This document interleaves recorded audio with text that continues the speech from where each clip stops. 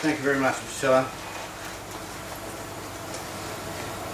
It is with great pleasure that I welcome Jayden Harvey here today to officially launch Recipes for Survival. Jayden has been active in the social and community service sector from a young age, working in frontline service delivery, policy development and advisory roles in the areas of disability, youth work, child protection and community development. At age 15, as a ward of the state, he was involved in the establishment of the Australian Association of Young People in Care, later renamed Create Foundation, the peak body for children and young people in out-of-home care in Australia.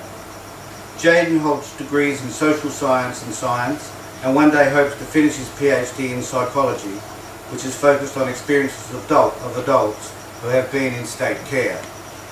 In his spare time, Jayden likes to travel, drink good wine, and he likes to torment his wife. And I couldn't believe this was in here, and I'm so glad you're here. With threats that of more DIY renovation work on their small flat. Is that true? It's true. Okay, thank God it's only a small flat. Or maybe that's the problem. So everybody, would you please welcome to launch Recipes of Survival, Mr. Jayden Harvey.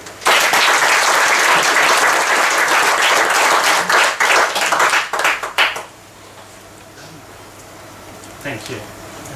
Dr. D. Michelle, Ms. Priscilla Taylor, you look absolutely resplendent today. Thank you.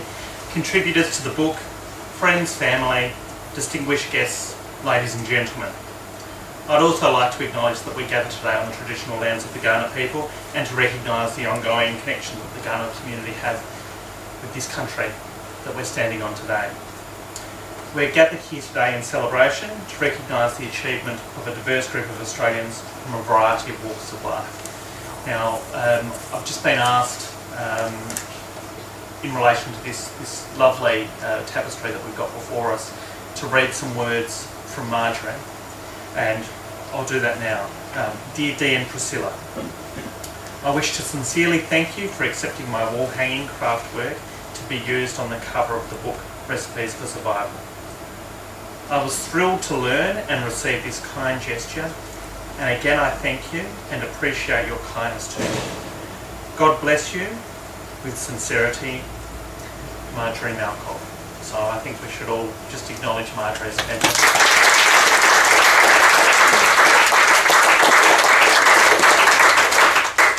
Thank you.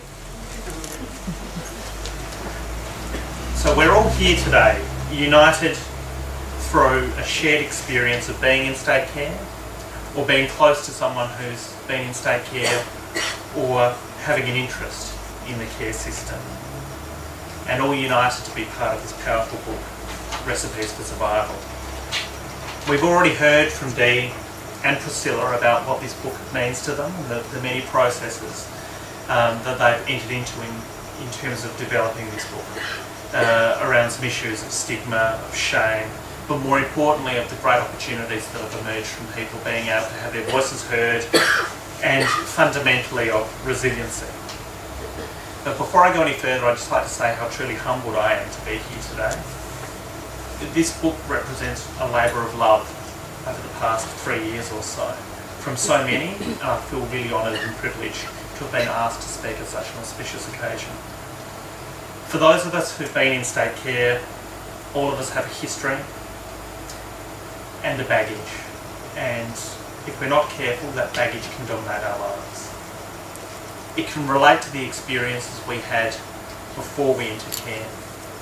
It can relate to the experiences that we had in care. And sadly, for some, perhaps too many, it can relate to both. It impacts on the way that we deal with authority. It impacts on the way we deal with change, the way we deal with trauma, the way we deal with crisis. It impacts on the way we love. And for those who've been in state care, there's a real risk that that weight, this weight that can at times feel so heavy that it's all-encompassing, can drag down on our every fibre and drag down on those around us. Now this book and the contributions herein don't shy away from telling any of those difficult stories. This book allows us to glimpse some of that pain and those experiences of the past. I mean, it provides a brief yet really vivid insight into the abuses, the adult responsibilities, the unconscionable pain that no one, let alone children, should ever face. These traumas and these experiences that children face through no fault of their own brought tears to my eyes reading these pages, evoking some of my own memories I freely admit bubble into my own consciousness too infrequently.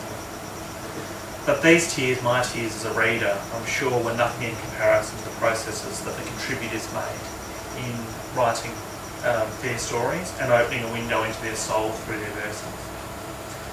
I can't hope to imagine the pain involved in opening these old wounds, and I think it's a real testament and a credit to those who contributed to this book to have done that, to have opened themselves up really for the world to see and going through that pain in order to deliver this product. Reliving the events that really more easily could have been left dormant. Indeed, everyone who's been involved in this book has made a really great sacrifice in order to produce this work. The courage to ensure that their stories and their experiences and those of the people close to them are known to this world. And this is very important. It's extremely important because far too few in the general community are fully aware of the injustices of the past, the cruelty of segments of our society, and the dark days of our so-called care system. And even worse, I think, even fewer know of the great achievements of those who've been in the care system. Because this book isn't just about the dark days. It's about more than just retelling these very sad stories and providing a window into those dark times. It's about hope. As Dee mentioned, it's about resilience. It's about the ways that arising from the most traumatic experiences, the most vibrant and interesting characters can emerge. About the ways that orphan kids, homies, wardies, gom kids, whatever the term, can go about and achieve, notwithstanding the doubts of those around them and the legacies of their childhood. It shows in the words of Margot O'Brien how people have made the choices to get better rather than get bitter, or as David Jackson puts it, to strive to manage our emotions and well-being and invest in some universal feel-good phenomenon. It shows how those who have been wronged have risen and gone on to make peace with their demons. In many cases, to use their experience to make a difference in the lives of others, which I think is what the contributors to this book really have done. This work shows that even from the greatest travesties and injustices, there is hope, and the book is about life and lived experiences, autobiography and biography of those who've been in care. Indeed, this book is a celebration, a true celebration of the triumphs of an often unseen group of Australians.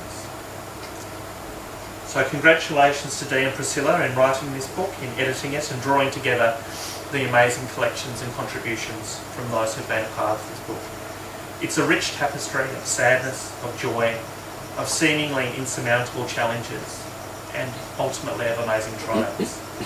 It made me cry, made me laugh, both on the same flight back from Melbourne, which was a little embarrassing at that point. But above all, it made me recognise that there's always hope. Personally, I'd like to thank all of the contributors for their stories, because they've certainly touched me deeply. And I'd just like to conclude by saying it gives me great pleasure to launch Recipes for Survival. Thank you.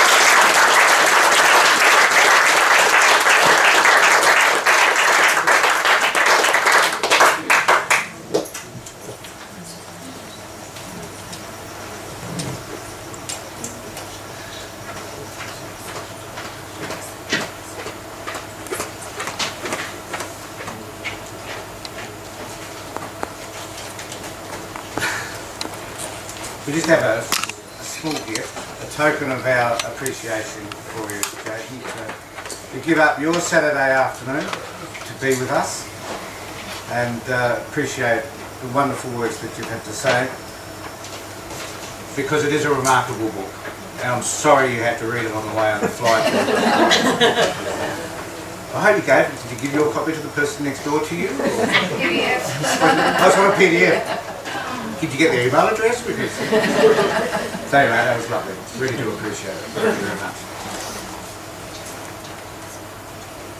Yes, I will. Thank you very much. Sorry. I'm trying to remember who's hosting today.